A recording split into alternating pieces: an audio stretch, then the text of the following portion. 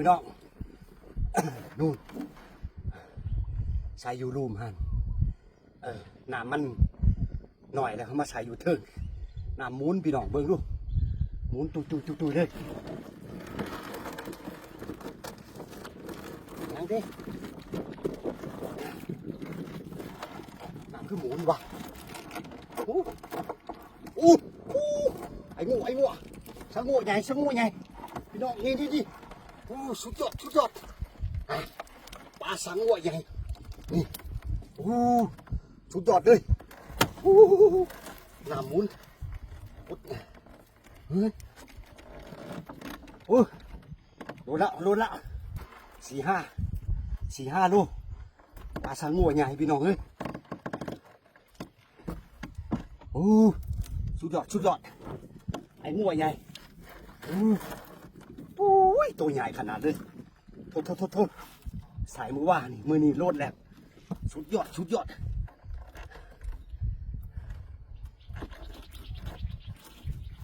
ใส่ไล่มันอยู่ใส่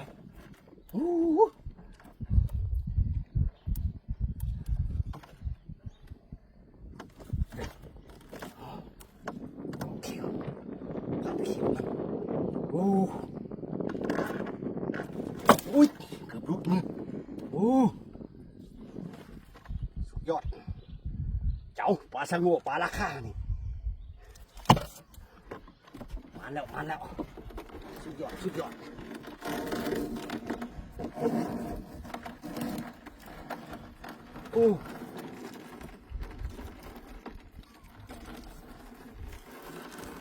เอ๊ะ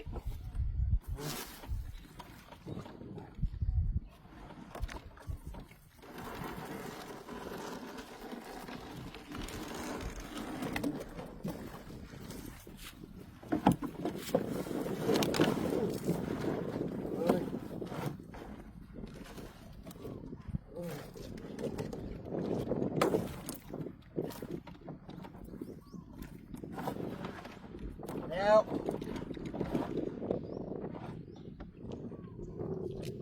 ไอ้งูใหญ่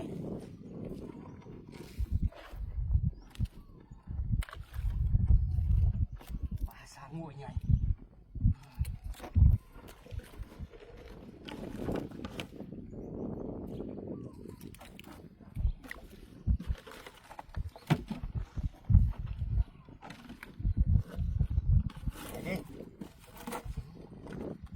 บอม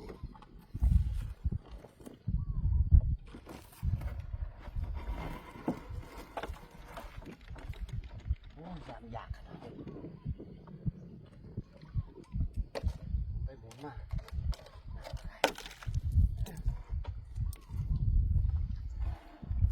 หมุน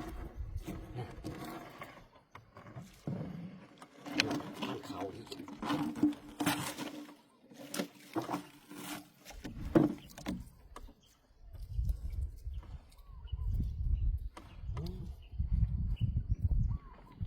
บอกเศร้าเส้นฉัน